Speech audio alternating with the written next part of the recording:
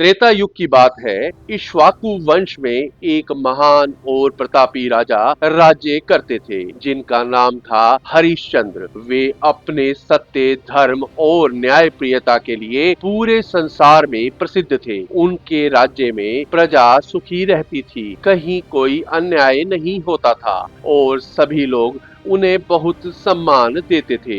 एक दिन देवताओं की सभा में चर्चा हो रही थी कि धरती पर सबसे बड़ा सत्यवादी और धर्मात्मा कौन है। तब महर्षि वशिष्ठ ने गर्व से कहा कि उनके शिष्य राजा हरिश्चंद्र से बड़ा सत्यवादी कोई नहीं है। यह सुनकर महर्षि विश्वामित्र को अच्छा नहीं लगा। उन्होंने निश्चय किया कि वे हरिश्चंद्र की परीक्षा लेंगे। एक दिन जब राजा हरिश्चंद्र वन में शिकार करने गए तो उन्हें एक स्त्री की करुण पुकार सुनाई दी। राजा उसकी सहायता के लिए तुरंत वहां पहुंचे, उसे बचाने का वचन दिया। तभी वहां महर्षि विश्वामित्र प्रकट हुए। उन्होंने राजा से दान मांगा। राजा ने बिना किसी संकोच के कहा कि वे जो मांगेंगे वह दे देंगे। तब विश्वामित्र ने राजा से उनका पूरा राज्य मांग लिया। हरिश्चंद्र ने तुरंत अपना राज्य उन्हें दान कर दिया। इसके बाद विश्वामित्र ने दक्षिणा भी मांगी। राजा के पास अब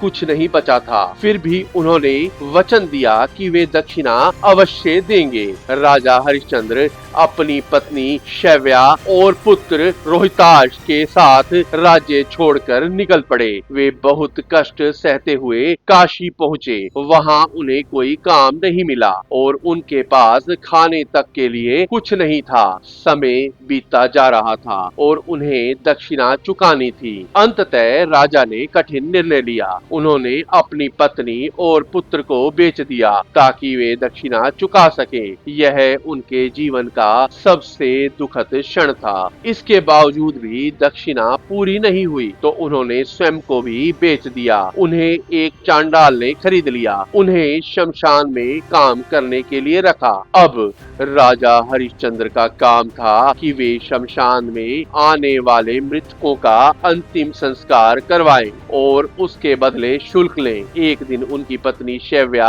अपने मृत पुत्र रोहिताश के शव को लेकर शमशान पहुंची। उसे रास्ते में किसी विषैले सर्प ने काट लिया था। राजा हरिश्चंद्र ने जब अपनी पत्नी और पुत्र को देखा तो उनका हृदय टूट गया। फिर उन्होंने अपने कर्तव्य का पालन करते हुए कहा कि बिना शुल्क के दिए अंतिम संस्कार नहीं हो सकता। शैव्या के पास देने के लिए कुछ नहीं था, इसलिए उसने अपनी साड़ी का आधा हिस्सा फाड़ कर देने की बात कही। यह दृश्य बहुत ही मार्मिक था। एक पिता अपने ही पुत्र के शव के सामने खड़ा था और एक पति अपनी पत्नी से शुल्क मांग रहा था, लेकिन फिर भी वह अपने सत्य और धर्म से डिगा नहीं। तभी अचानक वहां प्रकाश फैल गया और देवता प्रकट हुए। महर्षि विश्वामित्र भी वहां आए। उन्होंने बताया कि यह सब एक परीक्षा थी। राजा हरिश्चंद्र ने